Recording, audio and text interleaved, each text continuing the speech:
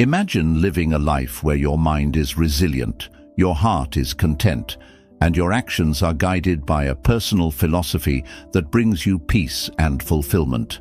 That's what Stoic philosophy, and particularly the teachings of Seneca, offer us. A roadmap to mastering life's challenges with strength, clarity, and grace. Seneca, one of the greatest Stoic philosophers, didn't just teach wisdom, he lived it. His letters and essays offer timeless insights into how to strengthen your mind, embrace the present, and find joy in simplicity. In today's episode, we'll explore 10 powerful life lessons from Seneca, lessons that will help you cultivate a stronger mindset, overcome life's struggles, and live a life of purpose and meaning. These aren't abstract ideas. They're practical principles you can apply every day. By the end of this episode, you'll have a clearer understanding of how to find inner peace, live fully in the present, and build a philosophy that guides your life with intention. Let's dive in. Lesson 1. Strengthen your mind every day. Your mind is your most valuable asset. It shapes how you perceive the world, how you react to challenges, and ultimately, how you live your life. But just like a muscle, your mind needs regular exercise to grow stronger and more resilient. If left untrained, it can become vulnerable to stress, negativity, and overwhelm. Strengthening your mind every day is essential if you want to build the mental fortitude to thrive in both good times and bad. A strong mind isn't built overnight. It's cultivated through daily practices that challenge your thinking and expand your perspective. Whether it's reading thought-provoking material, reflecting on your experiences, or engaging in mindfulness, small, consistent actions build mental strength over time. One effective way to train your mind is by intentionally embracing discomfort. Life is unpredictable, and challenges are inevitable. Instead of avoiding discomfort, lean into it. Face difficult tasks head-on, push through moments of doubt, and stay committed when things get tough. Every time you do, you're reinforcing your ability to stay calm and focused under pressure. As Seneca wisely noted, difficulties strengthen the mind, as labor does the body. This isn't about seeking hardship, but about understanding that growth often comes from struggle. By confronting challenges rather than avoiding them, you build the kind of mental resilience that allows you to remain steady in the face of adversity. Another key practice is mindful learning. Seneca believed in the value of lifelong learning, writing, "As long as you live, keep learning how to live." Every day presents an opportunity to learn something new, whether it's gaining insight from a book, reflecting on a personal experience, or listening to someone with a different perspective. When you commit to this practice, you're not just gathering knowledge, you're training your mind to be adaptable, thoughtful, and open to growth. Here's something practical you can do. Each day, take a few minutes to engage in a mental exercise. It could be something simple, like journaling a thought that challenged you, practicing gratitude, or reading a passage that makes you think deeply. The goal isn't to overwhelm yourself, but to consistently train your mind in small, manageable ways. Ask yourself, how am I strengthening my mind today? Whether it's pushing through discomfort, embracing a challenge, or learning something new, these small actions add up over time. The stronger your mind becomes, the more capable you'll be of handling life's inevitable ups and downs. Remember, life is unpredictable, and external events are often beyond your control. But as Seneca taught, you have power over your mind, not outside events. Realize this, and you will find strength. By committing to strengthening your mind every day, you're not just preparing yourself for challenges, you're building the foundation for a more resilient, peaceful, and fulfilling life. Start small, stay consistent, and watch how your mental strength grows with each passing day. Lesson 2. Embrace healing from within. We all carry emotional burdens, regrets from the past, fears about the future, and self-imposed pressures that weigh us down. These burdens can drain our energy and cloud our ability to live fully in the present. True healing doesn't come from outside, it begins within, by letting go of what no longer serves us and focusing on what we can control in the here and now. One of the greatest obstacles to inner peace is being stuck in the past or paralyzed by anxiety about the future.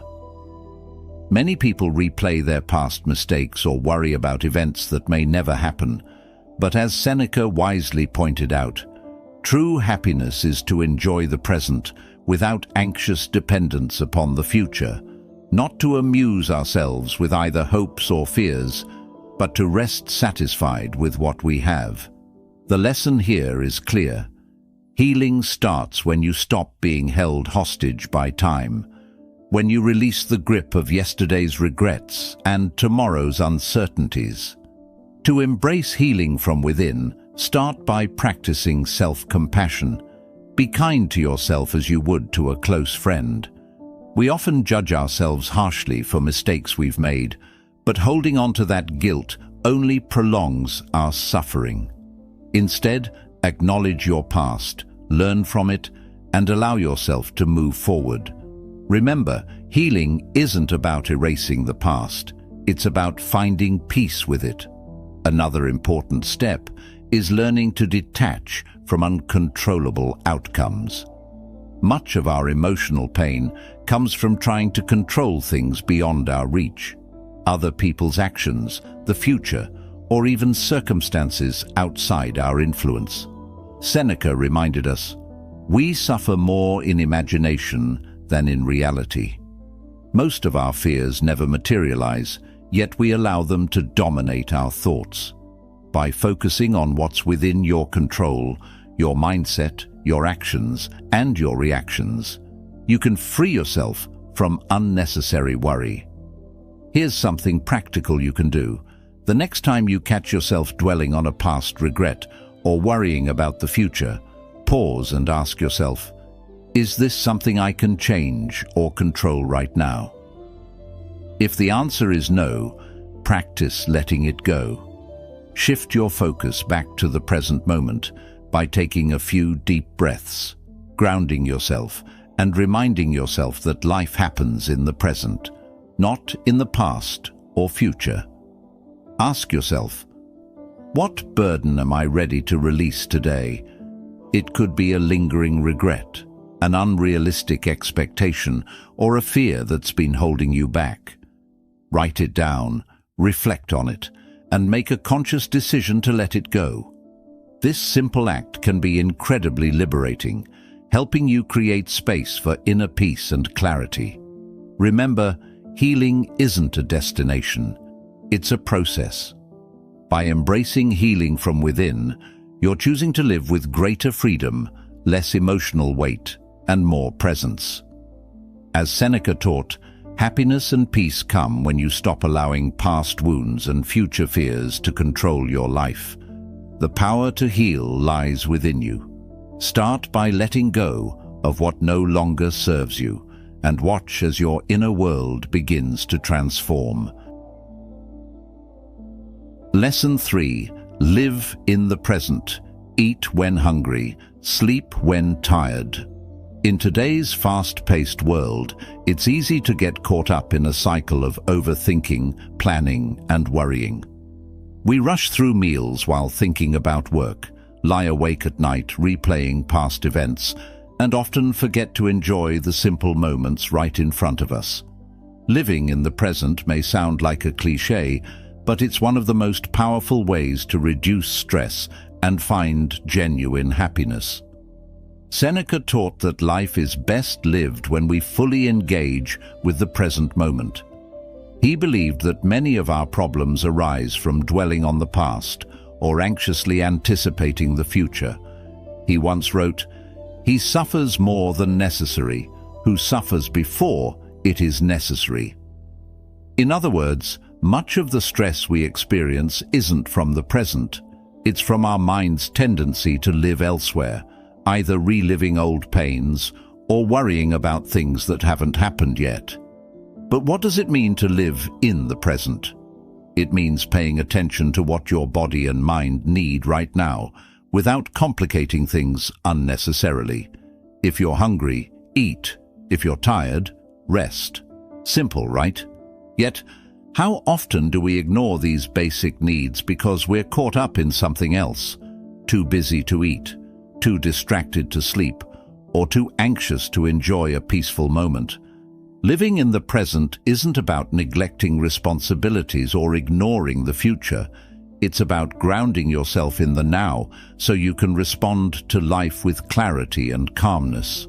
When you tune in to what's happening in the present, you create space to fully experience life as it unfolds. You savor your meals instead of rushing through them. You sleep when your body needs rest rather than staying up late scrolling through your phone. And you engage deeply with the people around you instead of being lost in thought. Here's something practical you can do. Today, practice mindful presence during one daily activity. Whether it's eating a meal, walking outside, or simply sitting quietly, focus fully on the experience. Notice the details, the flavors, the sensations, the sounds around you. When your mind starts to wander, as it inevitably will, gently bring it back to the present. Over time, this practice helps train your mind to stay grounded and calm, even in the midst of life's chaos. Ask yourself, am I living right now, or am I stuck in my thoughts about the past or future? If you find yourself elsewhere, take a deep breath, let go of those thoughts, and return to the moment in front of you. Remember, the only time you can truly experience life is in the present. Living in the present is about simplifying your approach to life, doing what needs to be done when it needs to be done, without overcomplicating or overthinking. Eat when you're hungry, sleep when you're tired. Focus on what's right in front of you. By doing this, you reduce unnecessary stress, improve your well-being, and cultivate a deeper sense of contentment. As Seneca said, life is long if you know how to use it, and the best way to use it is by living fully in the present, because that's where life truly happens. Lesson 4. Find fulfillment in your own approval. In a world driven by external validation, likes, praise, promotions, it's easy to fall into the trap of constantly seeking approval from others. We measure our self-worth by how people react to us, whether it's our family, friends, or even strangers. But here's the hard truth. As long as you depend on others for validation, you'll never truly feel fulfilled. Real fulfillment comes when you learn to seek approval from within. When you rely on external validation, you give away your power. You allow others to define your worth and dictate how you feel about yourself. But the problem is, external approval is fleeting. It can be given one moment and taken away the next. If your sense of self is tied to something so fragile, you'll always feel insecure, no matter how much approval you receive. Seneca urged us to cultivate inner strength and self-approval by living according to our own values, not by chasing public praise. He wrote, "What progress have I made? I have begun to be a friend to myself." This is the essence of self-approval, being at peace with who you are, regardless of whether others acknowledge it or not. Finding fulfillment in your own approval starts with knowing your values. What do you stand for? What principles guide your life? When you live in alignment with those values, you don't need external applause. You create an internal sense of pride and satisfaction. You know you're doing what's right, even if no one else notices. Another crucial aspect of self-approval is learning to silence the inner critic. Often, we're our own harshest judges. We replay our mistakes, criticize our flaws, and convince ourselves that we're not good enough. But what if, instead of judging yourself harshly, you chose to be your own biggest supporter? Self-approval doesn't mean ignoring your flaws. It means accepting them while recognizing your worth. Here's something practical you can do. Each day, take a moment to reflect on one thing you did well, something that aligns with your values. It doesn't have to be grand. It could be as simple as showing kindness, being honest, or staying true to a personal commitment. Acknowledge it and remind yourself that your worth isn't dependent on anyone else's opinion. It comes from living authentically. Ask yourself, am I living for my own approval, or am I trying to please others? If you realize you're caught in the cycle of seeking validation, take a step back. Remind yourself that the only approval that truly matters is your own. When you live for yourself, you free yourself from the exhausting need to constantly prove your worth to others. Remember, no one else can give you lasting fulfillment. It must come from within. Seeking approval from others only leaves you vulnerable to their judgments. But when you find fulfillment in your own approval, you become unshakable. You live with integrity, confidence, and inner peace, knowing that you are enough as you are. As Seneca wisely said, "A wise man is content with his own approval." True fulfillment comes when you stop looking outward for validation and start looking inward for strength. You don't need the world's applause to live a meaningful life. You only need your own. Lesson 5. Master the art of contentment. In a world that constantly encourages us to strive for more money, more success, more possessions, it's easy to fall into the trap of never feeling satisfied.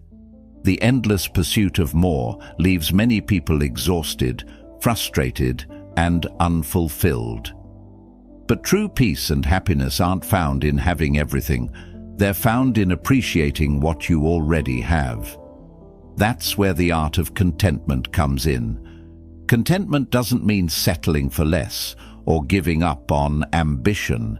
It means learning to find joy in what's already present in your life. When you focus on what you have instead of obsessing over what's missing, you free yourself from the constant cycle of craving and dissatisfaction. Seneca believed that contentment was the key to true wealth. He wrote, "It is not the man who has too little, but the man who craves more, that is poor." In other words, true richness comes from appreciating what you have, not from endlessly chasing what you don't. The problem with always wanting more is that the goalpost keeps moving. Once you achieve one thing, your mind quickly shifts to the next desire. You get the promotion, but now you want a higher position. You buy the new gadget, but a better version comes out. This cycle never ends unless you consciously choose to practice contentment. Mastering contentment starts with gratitude. Take a moment to reflect on what's already good in your life, your health, your relationships, your experiences. Gratitude shifts your focus from lack to abundance. It helps you realize that, while you may not have everything, you already have enough to feel fulfilled. Another important step is to redefine success. Modern society often equates success with wealth or status, but real success is about living a life aligned with your values and finding peace within yourself. When you stop measuring your worth by external markers and start valuing things like inner peace, meaningful relationships, and personal growth, contentment becomes more attainable. Here's something practical you can do. Every night before you go to bed, Write down 3 things you're grateful for. They don't have to be big. Sometimes it's the small things that matter most. Over time, this simple practice trains your mind to focus on what you have rather than what you lack, cultivating a mindset of contentment. Ask yourself, am I constantly chasing more, or am I appreciating what I already have?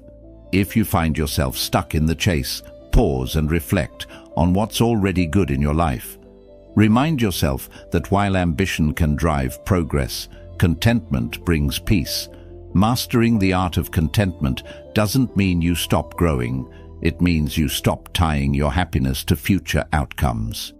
You can still strive for more, but from a place of appreciation rather than lack. You can work toward your goals while remaining grounded in the present, finding joy in the journey rather than waiting for a distant destination to bring you happiness. As Seneca wisely said, "If you live according to nature, you will never be poor. If you live according to opinion, you will never be rich." Contentment isn't about having everything. It's about realizing that you already have enough. And when you master that realization, you unlock a deeper sense of joy, peace, and fulfillment. Lesson 6. Enrich your life by living for others. In a world where individualism is often glorified, it's easy to focus solely on personal goals, ambitions, and desires. But true fulfillment doesn't come from living just for yourself. It comes from contributing to the well-being of others. When you shift your mindset from "what can I get" to "what can I give?" swing, you enrich your life in ways that material success alone never could. Living for others doesn't mean neglecting your own needs or becoming a people pleaser. It means finding purpose in acts of kindness, compassion, and service. Whether it's supporting a friend, mentoring someone, or contributing to a cause you believe in, these actions give your life deeper meaning. Seneca believed that by helping others, we also help ourselves.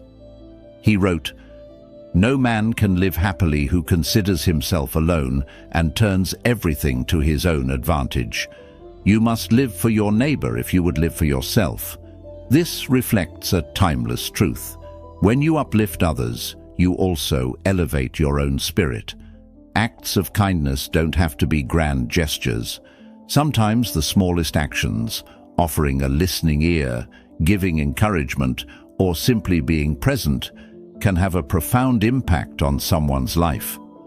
And the beauty of living for others is that it creates a ripple effect. Your kindness inspires others to act in kind, spreading positivity and connection.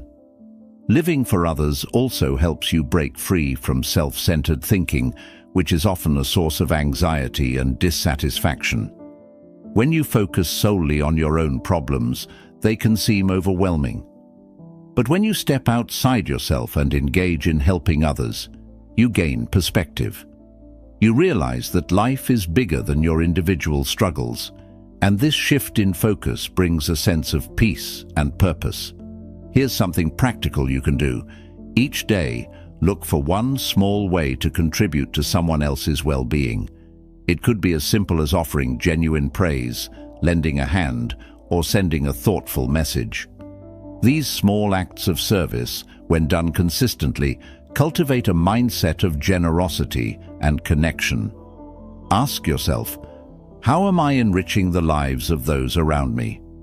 If you find that your focus has been inward lately, take a moment to shift your attention outward. Remember, you don't have to change the world in one day. Start with the people around you. When you live with the intention to serve, even in small ways, you create a life that feels more meaningful. It's also important to recognize that living for others doesn't mean ignoring your own growth. In fact, the two go hand in hand. By being the best version of yourself, stronger, wiser, and more compassionate, you're better equipped to support those around you. As Seneca taught, The greatest gift you can offer the world is your own well-developed character. Remember, life isn't just about what you achieve. It's about the impact you have on those around you. When you live for others, you don't lose yourself. You expand yourself. You create a life filled with connection, meaning, and fulfillment, where every action, no matter how small, contributes to a greater sense of purpose. As Seneca wisely noted, "He who serves others serves himself."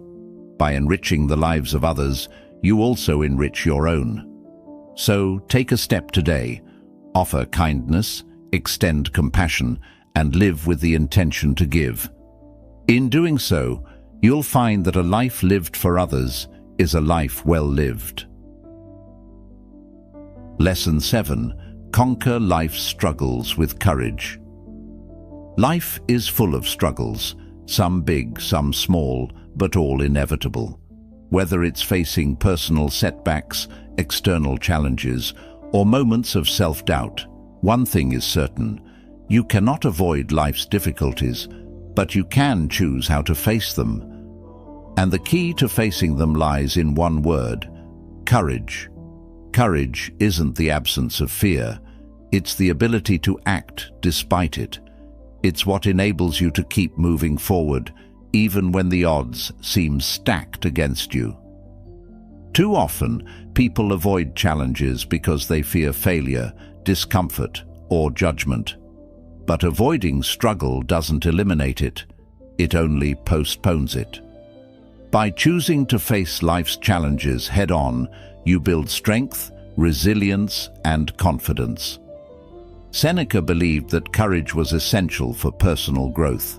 He taught that adversity is not something to be feared, but something to be embraced as an opportunity to grow stronger. He wrote, "Difficulties strengthen the mind, as labor strengthens the body." Every struggle you face is a chance to develop mental fortitude and become a better version of yourself. Facing life's struggles with courage starts with changing your mindset. Instead of viewing obstacles as barriers, see them as tests of your strength. Ask yourself, what can I learn from this challenge? How can this make me stronger? This simple shift in perspective transforms struggles from something to avoid into something to conquer. Another key to developing courage is taking small, consistent steps toward difficult things. Courage isn't built in a day. It's built over time, one small act at a time. Whether it's having a tough conversation, stepping out of your comfort zone, or committing to a goal that feels daunting, every courageous act strengthens your ability to face bigger challenges in the future. Here's something practical you can do. The next time you're faced with a difficult situation, take a moment to pause and acknowledge your fear. Then ask yourself, what's one small action I can take right now to move forward? It doesn't have to be a huge leap. Sometimes just taking the first step is enough to build momentum. Over time, these small acts of courage add up, making you more resilient in the face of future struggles.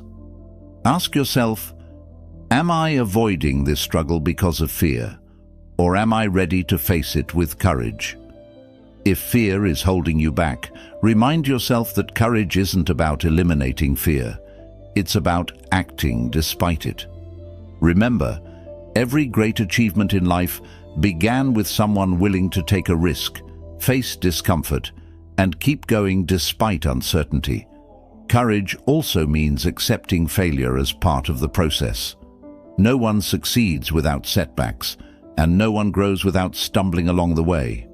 When you embrace failure as a necessary part of learning, you free yourself from the fear of it. You become willing to try, to risk, and to grow. As Seneca wisely noted, brave men rejoice in adversity, just as brave soldiers triumph in war. Remember, life's struggles are not meant to break you, they're meant to shape you. By choosing to face them with courage, you become stronger, more confident, and more capable of handling whatever comes your way. You stop being a victim of circumstances and start becoming the author of your own story. So, the next time life presents you with a challenge, don't back down. Stand tall, take a breath, and move forward. Each step you take, no matter how small, is a victory. And with every victory, you build the courage to face whatever life throws at you next. Lesson 8. Be the anchor you seek in life. It's natural to seek stability, someone or something to ground us when things get tough.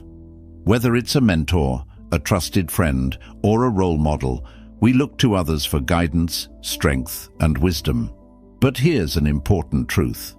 While having anchors in your life is valuable, the most reliable anchor you can have is yourself.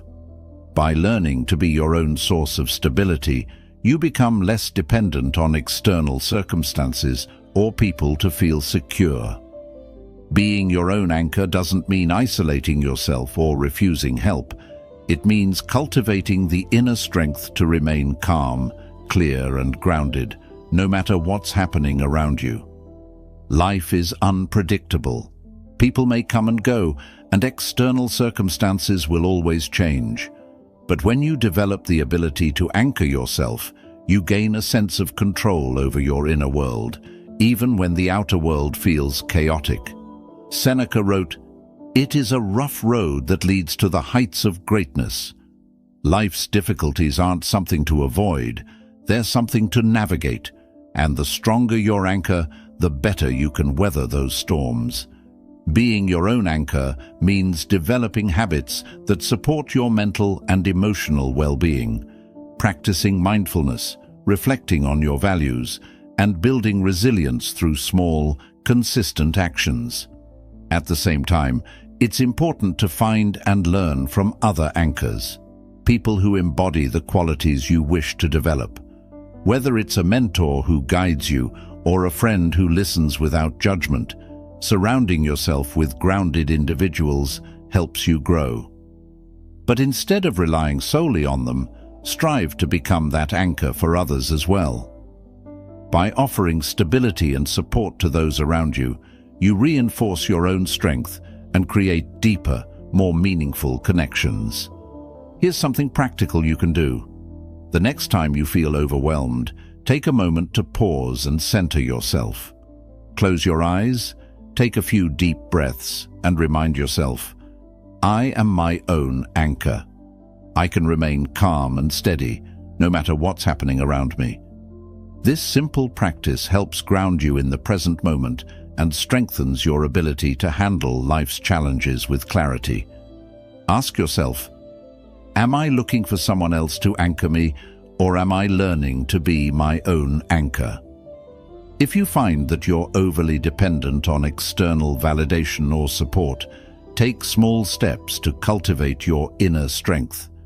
Journaling, meditation, and reflecting on past challenges you've overcome can help reinforce your sense of self-reliance. Being the anchor you seek doesn't mean you have to have all the answers or never feel uncertain. It means trusting yourself to navigate uncertainty with grace. It's about showing up for yourself, being patient with your growth, and standing firm in your values, even when life feels shaky. Remember, while others can offer support, true stability comes from within. By becoming your own anchor, you create a foundation of strength that can't be shaken by external events. And when you combine that inner strength with the wisdom and support of trusted mentors and friends, you create a life of balance, resilience, and deeper purpose. So seek strength from others, but don't forget to build it within yourself. Be the anchor you seek, not just for your own well-being, but for those around you. When you learn to stand firm, you inspire others to do the same, and together you create a world where stability, wisdom, and strength are shared. Lesson 9. Expand your life beyond time. Live fully. Time is one of life's greatest illusions. We often measure our lives by the number of years we've lived or the milestones we've achieved, But living a meaningful life isn't about how long you live. It's about how fully you live. It's about expanding your experiences, deepening your connections, and making every moment count, rather than simply counting the moments. Many people fall into the trap of delaying happiness. They tell themselves, "I'll be happy when I achieve this goal," or "I'll enjoy life once I've reached a certain point." But life isn't something you can put on hold. Every day that passes is a day you won't get back, and postponing joy only leads to regret. The key is to live fully now, rather than waiting for some future version of happiness that may never come. Seneca wrote, "It is not that we have a short time to live, but that we waste a lot of it." His point is clear. Most people don't lack time, they lack presence. They spend their days distracted, focused on trivial matters, or consumed by worries about the past and future. By choosing to live fully in each moment, you make the most of your time, no matter how long or short it may be. Living fully doesn't mean chasing every thrill or constantly seeking excitement. It means being present in your life and engaging deeply with what matters most. Whether it's spending quality time with loved ones, pursuing a passion, or simply savoring a quiet moment, living fully is about depth, not duration. It's about experiencing life in its richness and variety, rather than rushing through it on autopilot. Here's something practical you can do. At the end of each day, reflect on one moment where you felt fully alive. It could be a simple conversation, a task you completed with focus, or a moment of peace you experienced while alone.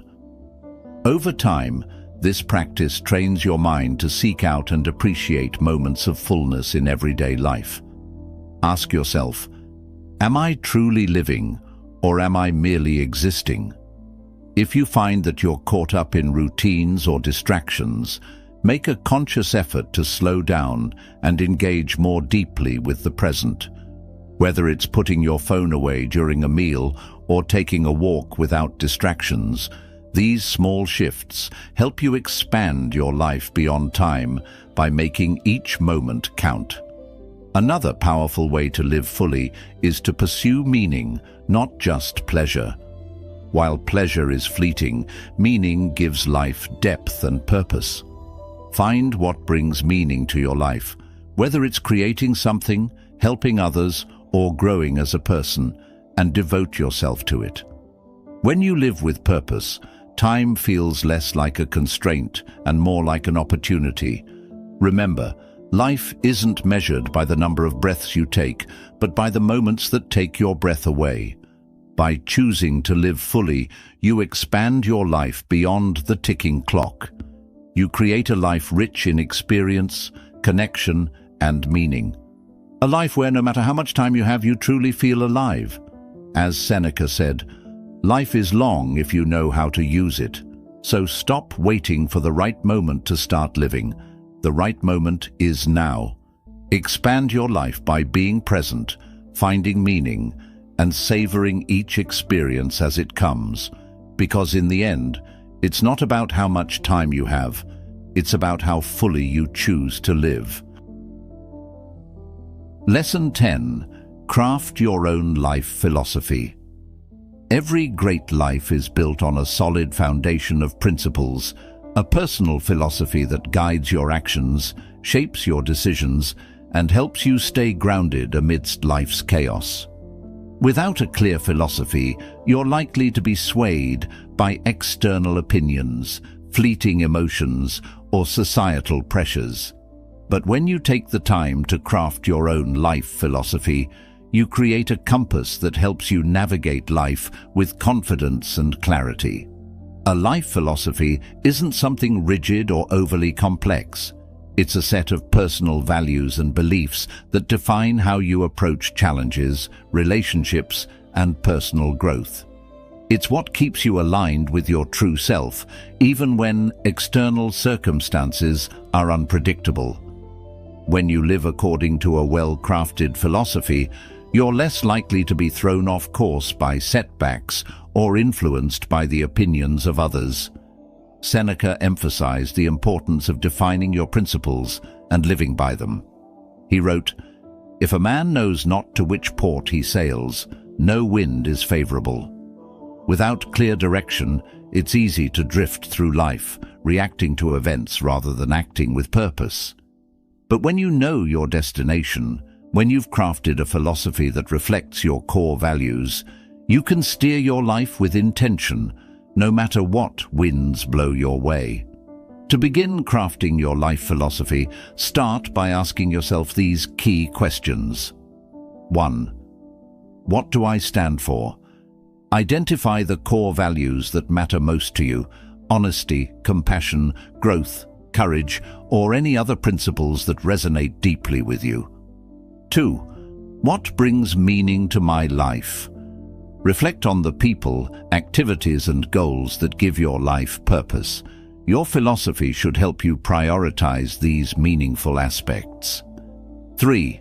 How do I want to respond to challenges? Life will always have its share of difficulties. Crafting a philosophy means deciding in advance how you'll approach adversity, with resilience, patience, or perhaps a sense of humor. Here's something practical you can do. Take a few minutes today to write down a short personal manifesto, just a few sentences that summarize your guiding principles.